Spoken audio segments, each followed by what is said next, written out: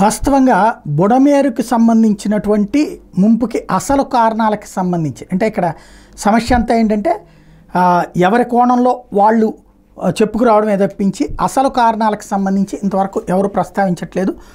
ఇందులో స్టార్టింగ్ నుంచి ఎండింగ్ దాకా అంటే కొల్లేరు అన్నటువంటిది మూసుకుపోవడం అన్నది ఇందులో వన్ ఆఫ్ ద ప్రధానమైనటువంటి రీజన్. ఓవరాల్గా చూస్తే ఎక్కడో ఖమ్మం కృష్ణా జిల్లాల సరిహద్దుల్లో కొండ ప్రాంతాలు పుట్టిన బుడమేరు ఏకొండూరు మైలవరం జీకొండూరు మండలాల గుండా విజయవాడ సింగనగర్ ప్రాంతంలోకి ప్రవహిస్తుంది. బుడమేరుకి రెడ్డిగూడెం నుండి కోతులవాగు, జీకొండూరు మండలం గంగినేని నుండి పులివాగు, మునగపాడు నుండి భీంవాగు, సిహెచ్ మాధవరం నుండి లోయవాగు, గడ్డమణుగులో లోయ ప్రాంతం నుండి దొర్లింత వాగులు ఉపవాగులు ఉన్నాయి. సరిగ్గా 20 ఏళ్ల తర్వాత విజయవాడ నగరం ముంపుకు గురైంది. వాగులు వంకలు ఆక్రమణకు గురైతే ప్రకృతి కన్నెర్ర చేస్తుందని మరోసారి రుజువైంది. 20 ఏళ్ల క్రితం చేపట్టిన ఆపరేషన్ కొల్లేరు అర్ధాంతరంగా నిలిచిపోవడంతో దానికి మూల్యం నేడు చెల్లించుకుంటున్నారు. 20 ఏళ్లలో విజయవాడ నగరం ఊహించిన వేగంగా విస్తరించడం, బుడమేరు ప్రవాహ మార్గాన్ని కబ్జా చేయడమే ప్రస్తుత పరిస్థితికి కారణమైంది. ముఖ్యంగా 2019 నుండి జగన్ పాలనలో వైకాపా నాయకులు కబ్జాకి బలైంది బుడమేరు. అసలు బుడమేరులో విజయవాడ మునకకు ముఖ్య కారణం వైఎస్ రాజశేఖర రెడ్డి. విజయవాడ నగరానికి పక్కగా ప్రవహించే కృష్ణానది కంటే నగరం మధ్యలో ప్రవహించే బుడమేరుతో దశాబ్దాలుగా దానికి ముప్పు పొంచి ఉంది. 2005లో చివరిసారి బుడమేరు బెజవాడ పుట్టిముంచింది. 2005 సెప్టెంబర్లో వచ్చిన భారీ వర్షాలతో నగరం అతలాకుతలమైంది. విజయవాడ 3 వంతులు ముంపుకు గురైంది. వరదల కారణంగా విజయవాడలో కార్పొరేషన్ ఎన్నికలు సైతం వాయిదా పడ్డాయి. దీనికి ప్రధాన కారణం బుడమేరు ఉగ్ర రూపంతో ప్రవహించడం. రికార్డు స్థాయిలో ఎగువన ఖమ్మం జిల్లా నుంచి వరద ప్రవాహం పోటెత్తడంతో అదంతా విజయవాడను ముంచెత్తింది. ఖమ్మం జిల్లాలో పుట్టే బుడమేరు ఏటా సాధారణ సీజన్లో గరిష్టంగా 11,000 క్యూసెక్కుల ప్రవాహంతో ప్రవహిస్తుంది. 2005లో అది 70,000 క్యూసెక్కులకు చేరింది. బుడమేరు ప్రవాహాన్ని నియంత్రించడానికి వెలగలేరు వద్ద ఓ రెగ్యులేటర్ని కూడా 70వ దశకంలో నిర్మించారు. వెలగలేరు మీదుగా ఇబ్రహీంపట్నం, గొల్లపూడి, విజయవాడ రూరల్ మీదుగా నగరంలోకి ఇది ప్రవేశిస్తోంది. 2005లో వచ్చిన వరదల కారణాలు వివరిస్తూ దేవినేని ఉమామహేశ్వరరావు గారు, సిపిఐ అనుబంధ రైతు సంఘ నాయకుడు కొల్లి నాగేశ్వరరావు పెద్ద ఎత్తున ఆందోళన చేపట్టారు. బుడమేరు ముంపుకి శాశ్వత పరిష్కారం చూపకపోతే కృష్ణా జిల్లాకు ఎప్పటికీ ముంపు పొంచి ఉంటుందని ఆందోళనకు దిగడంతో ముఖ్యమంత్రి రాజశేఖర రెడ్డి స్వయంగా విజయవాడ వచ్చారు. విజయవాడలో ఉన్న వరద పరిస్థితి మొత్తాన్ని ఇరిగేషన్ అధికారులు సీఎంకి వివరించారు. బుడమేరు ప్రవాహాన్ని కట్టడి చేయాలంటే దాన్ని మళ్లించడం ఒక్కటే మార్గమని భావించారు. పోలవరం ప్రాజెక్టులో భాగంగా గోదావరి జలాలను కుడికాలువ ద్వారా కృష్ణానదిలో కలిపే డిజైన్ అప్పటికే ఖరారైంది. బుడమేరు ప్రవాహానికి దిగువన పోలవరం కుడికాలువ కృష్ణానదిలో గుర్తించి అలైన్మెంట్తో మార్పులు చేయాలని అధికారులకు నాటి సీఎం వైఎస్ఆర్ సూచించారు. విజయవాడ ముంపు సమస్యకి శాశ్వత పరిష్కారం చూపేందుకు బుడమేరు మలుపు సరిచేసి నీటి ప్రవాహం నేరుగా కొల్లేరుకు చేరేలా చూస్తామని, వరదల్లో నీటి ప్రవాహం వెనక్కి ఎగదన్నకుండా చర్యలు తీసుకుంటామని హామీ ఇచ్చారు. పోలవరం కుడికాలువ నిర్మాణంలో భాగంగా 2007-8 నాటికి బుడమేరు దిగువ ప్రవాహాన్ని కుడికాలువలోకి మళ్లించారు.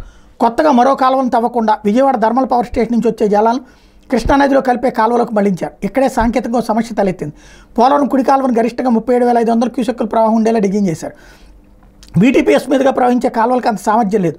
వాటిని వరద ప్రవాహానికి అనుగుణంగా పెంచాలని ప్రతిపాదనలో ఉన్న థర్మల్ పవర్ ప్రాజెక్ట్ లోపల కాలువలను విస్తరించే పరిస్థితి లేకపోవడంతో బుడమేరు వరద ప్రవాహానికి అనుగుణంగా కాలువల సామర్థ్యం పెరగలేదనే వాదన ఉంది. దీనికి తోడు కృష్ణానది ముఖద్వారంలో ఉన్న నిర్మాణాలు కూడా వరద ప్రవాహాన్ని నిరోధిస్తున్నాయనే విమర్శలు ఉన్నాయి. వీటీపీఎస్ నుంచి కృష్ణానదిలోకి బుడమేరు వరద నీరు చేరాలంటే కృష్ణానదిలో నీటి మట్టం తగిన స్థాయిలోనే ఉండాలి. కృష్ణానదిలో ఎగువ నుంచి వరద కొనసాగే సమయంలో బుడమేరు నుంచి వచ్చే వరద ప్రవాహం నదిలోకి చేరదు. అదే సమయంలో పోలవరం కుడికాల నుంచి నీటి విడుదల కొనసాగితే వరద ప్రవాహం దిగువన విజయవాడ వైపే వెళ్లాల్సి ఉంటుంది. 20 ఏళ్ల నిర్లక్ష్యానికి మూలం 20 ఏళ్ల క్రితం వచ్చిన వరదల్లో విజయవాడ నగరంలో న్యూ రాజరాజేశ్వరపేట, సింగనగర్, పాయకాపురం, కండ్రిక్ ప్రాంతాలు ముంపుకు గురయ్యాయి. రోజుల తరబడి ప్రజలు వర్షపు నీటిలో చిక్కుకుపోయారు. బుడమేరుకు వెలగలేరు రెగ్యులేటర్ దిగువన మళ్లింపు చేపట్టగానే విజయవాడకు వరద ముంపు తగ్గిపోయింది. 2008 నుంచి విజయవాడ రూరల్ మండలంలో వేగంగా నిర్మాణాలు విస్తరించాయి. రాష్ట్ర విభజన తర్వాత ఏకంగా నగరంలో మరో కొత్త ప్రాంతాలు ఏర్పడ్డాయి. విజయవాడ సెంట్రల్ నియోజకవర్గం పరిధిలో న్యూ రాజరాజేశ్వరపేట ఎక్స్టెన్షన్, నందమూరి నగర్ వంటి ప్రాంతాలు విస్తరించాయి. అంతకుముందు అదంతా బుడమేరు పరివాహక ప్రాంతం అనే సంగతిని విస్మరించారు. 2005లో చేపట్టిన బుడమేరు డైవర్షన్ పనులు పూర్తిగా అటకెక్కిన సంగతి కూడా ప్రజాప్రతినిధులు విస్మరించారు. బుడమేరు ప్రవాహం విజయవాడ నగరంలోకి రాకుండా ఏర్పాటు చేసిన కరకట్టను 2008 నుంచి పూర్తిగా ధ్వంసం చేసి ఇళ్ల నిర్మాణం చేపట్టారు. ఈ కరకట్ట ఇప్పుడు ఆనవాళ్లు కూడా లేకుండా పోయింది. సుందరీకరణ పేరుతో నగరానికి రక్షణగా ఏర్పాటు చేసిన వ్యవస్థను రాజకీయ నాయకులు యథేచ్ఛగా ధ్వంసం చేశారు. కాలనీలను విస్తరించి నివాస ప్రాంతాలను విస్తరించడంలో 2009 నుంచి విజయవాడలో ఎన్నికైన ఎమ్మెల్యేలు కీలక పాత్ర పోషించారు. కాంగ్రెస్, వైసీపీలకు ఇందులో ఎక్కువ భాగస్వామ్యం ఉంది. బుడమేరు ఉగ్రరూపం దాల్చినప్పుడు నీటి ప్రవాహానికి అనుగుణంగా పలు చోట్ల మలుపులు ఏర్పడ్డాయి.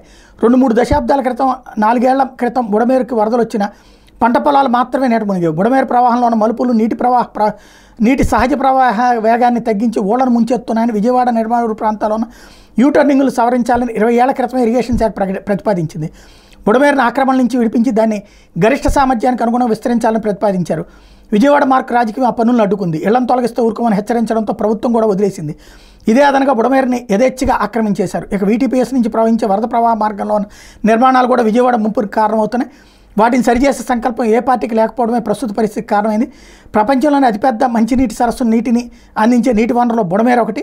పశ్చిమ గోదావరిలో తమిళేరు, ఎర్రకాలువలతో పాటు కృష్ణాలో బుడమేరు, కొల్లేరుకి ప్రధాన నీటి వనరుగా ఉంటుంది. కొల్లేరు వరద ప్రవాహాన్ని స్వీకరించకుండా ఆక్రమణతో నిండిపోవడంతో వరదలు దిగువకు చేరడంలో జాప్యం జరుగుతుంది. ఖమ్మం, ఉమ్మడి కృష్ణా జిల్లాలో ప్రవహించే వర్షపు నీరంతా బుడమేరు ద్వారా 170 కిలోమీటర్లకు పైగా దూరం ప్రయాణించి కొల్లేరుని చేరుతుంది. ఇది ఓవరాల్గా సీన్ ఏంటంటే విషయం ఇంత డీటెయిల్డ్ ఉంది. ఇందులో రాజశేఖర రెడ్డి పని ప్రారంభించాడంటే అతను దుర్మార్గుడు అయ్యాడట.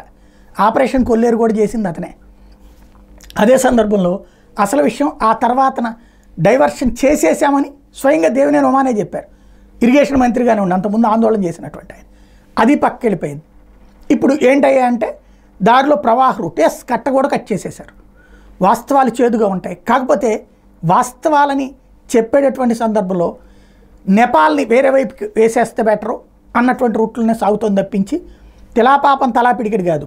పక్కాగా అంత ఆల్టర్నేటివ్ వచ్చేసింది అన్న నమ్మకంతోనే ఆ నందమూరి నగర్ ఇవన్నీ వచ్చినాయి. అంతకుముందు లేవు. ఇవన్నీ పెరగడానికి ఇందిరానాయక్ నగర్ ఎప్పుడో ఉంది నా చిన్నప్పటి నుంచి. నేను జర్నలిజం ఫీల్డ్లోకి వచ్చిన తొలినాళ్లలో సిటీ కేబుల్లో ఉన్నప్పుడే ఆ ఇందిరానాయక్ నగర్ ఇనాగరేషన్ జరిగింది. డిటి నాయక్ గారి భార్య పేరుతో జరిగింది అప్పట్లో. అలాంటివన్నీ కూడా పెద్దగా ఎదగలేదు చాలా ఏళ్లపాటు. ఎందుకంటే బుడమేరు వరద ప్రవాహపు ప్రాంతం అని చెప్పి. అట్లాంటిది ఈ డైవర్షన్ అన్నాక ఆ ప్రాంతం అంతా కోట్ల రూపాయలకి రేట్లు వెళ్ళిపోయింది. ఇప్పుడు దెబ్బతింది. అది అసలు సమస్య. బట్ దాన్ని విషయం అయితే ఇదంతా నిజం. కేవలం ఇందులో డైవర్షన్ వల్ల పేర్ల దగ్గరనే చేసుకొచ్చారు, అంత మించేలా.